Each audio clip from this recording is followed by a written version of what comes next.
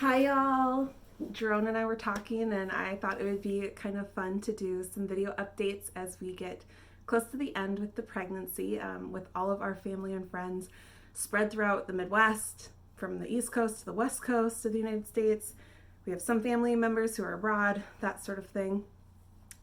And so we are week 37 right now, which for pregnancy world, that means full term. So if the baby came now, there shouldn't be any issues, which is, of course, fabulous and what you want to hear and what you want to make it to.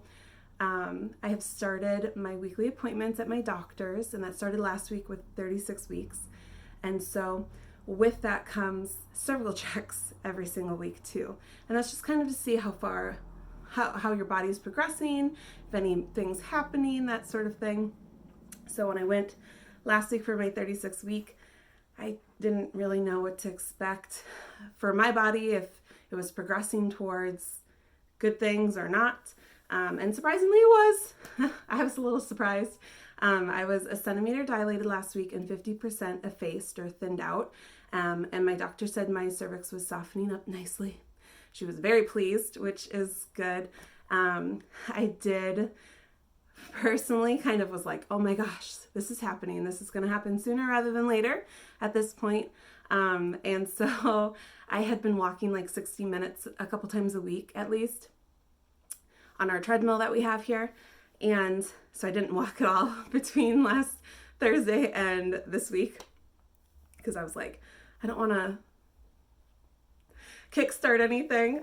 My first goal was to make it to October itself, which obviously October 1st just happened. I knew it was a full moon. That also made me a little nervous.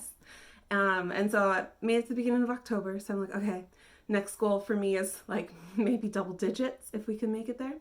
And so when I had my appointment yesterday, my 37-week appointment, she said I was between 1 to 2 centimeters dilated and a little bit more than 50% effaced. And she said she definitely thought that there was a progression between last week to this week, which is exciting and crazy and just, yeah, crazy for sure. So we're very excited. We did also have a growth ultrasound last week. My doctor's office, I've been very fortunate that we have had a pregnancy with 0 complications, very probably textbook to my doctor, I would say, and probably boring to her. and so when it comes to textbook pregnancies at my doctor's office, they only do ultrasounds when you first go in with being pregnant and they confirm it, and then your 20-week, which checks, the 20-week what's the gender, if you want to know, and or confirmation of it, and checking for abnormalities and that sort of thing. But if you know my side of the family, we have some big babies. So probably, oh golly, I can't remember, a couple appointments ago, I did let her know my family does have big babies. It's probably like the 30-week appointment. And kind of talked through with her what that looked like for my family and things like that. And so she, at the time I was only measuring about a week ahead to a week and a half.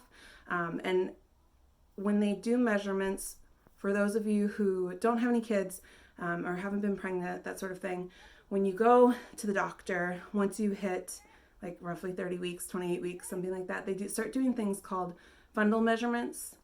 Actually, they could have been doing it since I don't know. They've been doing it for my last several appointments. But they do fundal measurements where they measure from the top of your uterus down to your pubic bone. And from there, the measurement that they come up with in centimeters should match roughly the week that you're in of the pregnancy. So if you're 28 weeks along and you're 28 centimeters, you're considered like in the normal range, that sort of thing.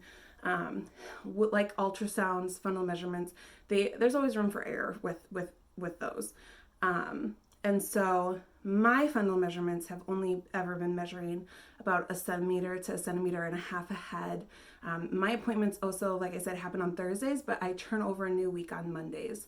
So like for example, this week I'm 37 weeks, turned 37 weeks on Monday, and then my appointment was Thursday, which my doctor's office considers actually 37 weeks and 3 days.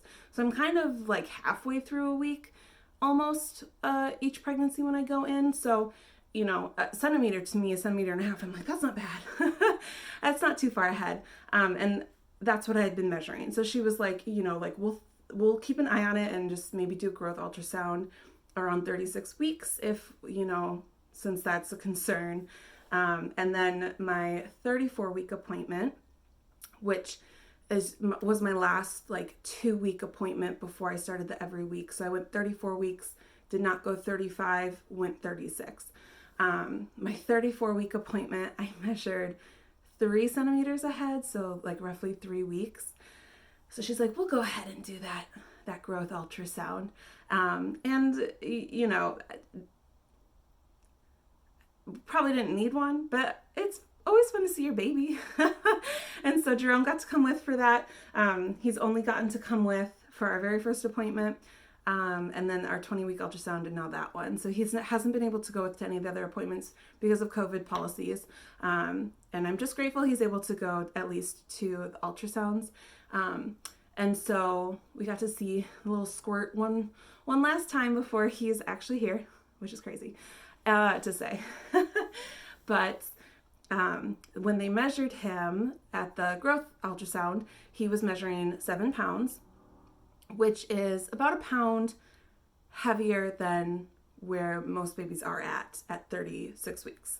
And like I said, both growth ultrasound or ultrasounds in general and fundal measurements, they have a room for error. So he could technically be 8 pounds already or 6 pounds. It's a rough estimate. But he was measuring at 7. So my doctor thinks if I go to the full 40 weeks, he'll probably roughly measure between 8.5 to 9 pounds, which we'll see what happens. And I'm like, okay, I could do that. You know, my sister's 2 kids were 9 pounds. My brother's kids were 2 were roughly in that area. 1 would have been in that area. So yes, we'll see what happens. But so right now he's roughly measuring 7 pounds, but that was a week ago, so probably a little bit more now. And I'm feeling great. I've been very fortunate, like I said, to have a very textbook normal pregnancy and not a ton of awful symptoms. And lately it's just been heartburn. And so Tums are my friends. A couple Tums a day lately, like the last week or so. And since I'm getting towards the end, you know, it's just random cramps and different things like that all of a sudden it hits and then it's gone and whatnot. So it hasn't been awful. I am short of breath, you can probably tell, which when your uterus expands, it expands into your lungs, giving you not as much breathing room, which is why the flu and COVID are not fun for pregnant women to contract because their lung space is already compromised, and that obviously compromises it even more. So I am just like short of breath. Doesn't hurt or anything like that, but anyways, I'll show you guys. This is my 37-week belly. You can tell, well, hopefully you can tell I'm pregnant.